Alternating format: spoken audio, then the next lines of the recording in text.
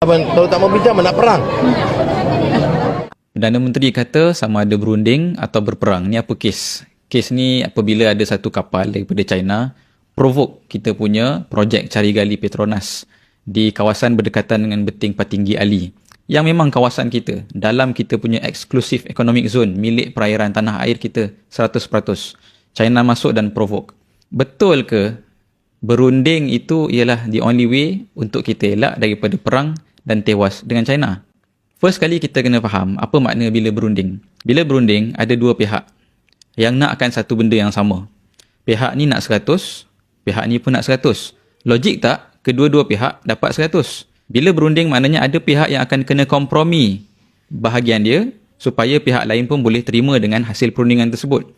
Dalam kes kita dengan China, perairan yang dicerobohi dan diprovokasi oleh China ini ialah perairan yang 100% milik kita. Kalau kita memilih untuk berunding dengan China, itu artinya China yang pada asalnya tidak ada hak langsung untuk menceroboh dan memprovokasi kita di perairan kita, bila berunding, kemungkinan akan mendapat beberapa benda yang mereka minta.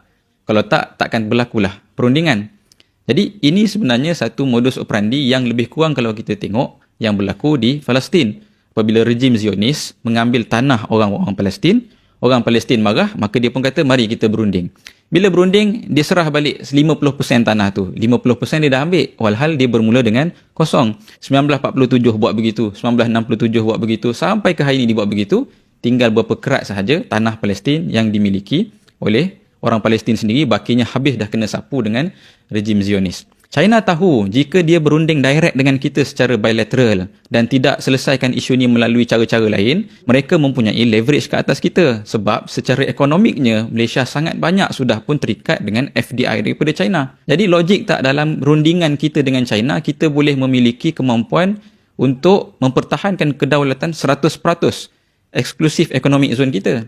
Jadi bermakna mentaliti untuk mencari rundingan dengan China ini satu mentaliti yang berbahaya dan merugikan kedaulatan negara. So ada orang tanya, habis kalau macam tu kita kena pergi perang ke? Lawan. Kalau kita perang sekarang, sebenarnya tengok dengan aset kita dan sebagainya, memanglah kita kalah. Jadi mungkin sebab itu PM kata takkan kita nak perang. Sini sekali lagi saya nak sentuh isu bukan isu perang atau tak perang, tapi isu mentaliti pimpinan kita. Misalnya dulu kita dengar statement, dan sebenarnya statement yang lebih kurang mengelak daripada confront ataupun bersikap tegas dengan China dalam isu kedaulatan perairan kita ini.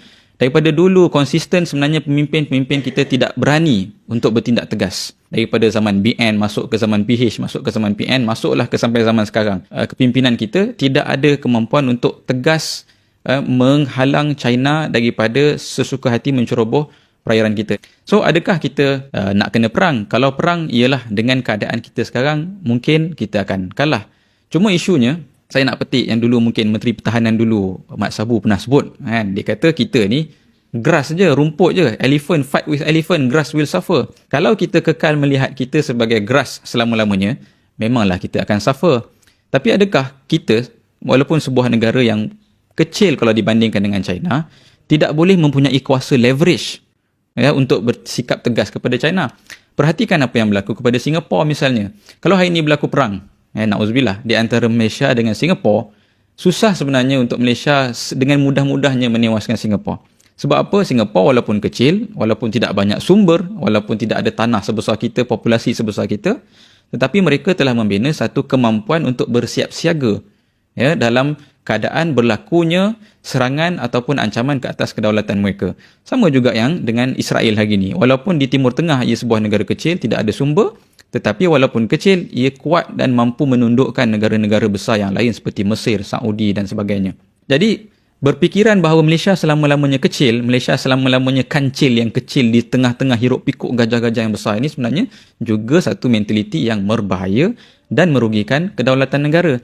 Kenapa tidak kita ada wawasan untuk membangunkan kemampuan negara kita dengan segala resource, segala sumber yang kita ada, menyiapkan negara kita menjadi satu negara yang mampu bersiap siaga dalam apa juga keadaan, termasuklah worst case iaitu peperangan. Jadi di sini sebenarnya jelas daripada statement PM yang mengatakan sama ada kita berunding atau kita terpaksa perang dan tewas ialah satu statement yang bermasalah, dan inilah sebenarnya gambaran mentaliti pimpinan negara kita yang mana mereka berfikir secara short term, akan pilih satu pilihan yang sustain mereka punya kedudukan sebagai PM, sebagai kerajaan untuk 5 tahun sebelum PRU next. Kita semua yang akan menanggung kesannya. Adakah kita ingin biarkan perkara ini begitu? Terserahlah untuk kita fikir-fikirkan.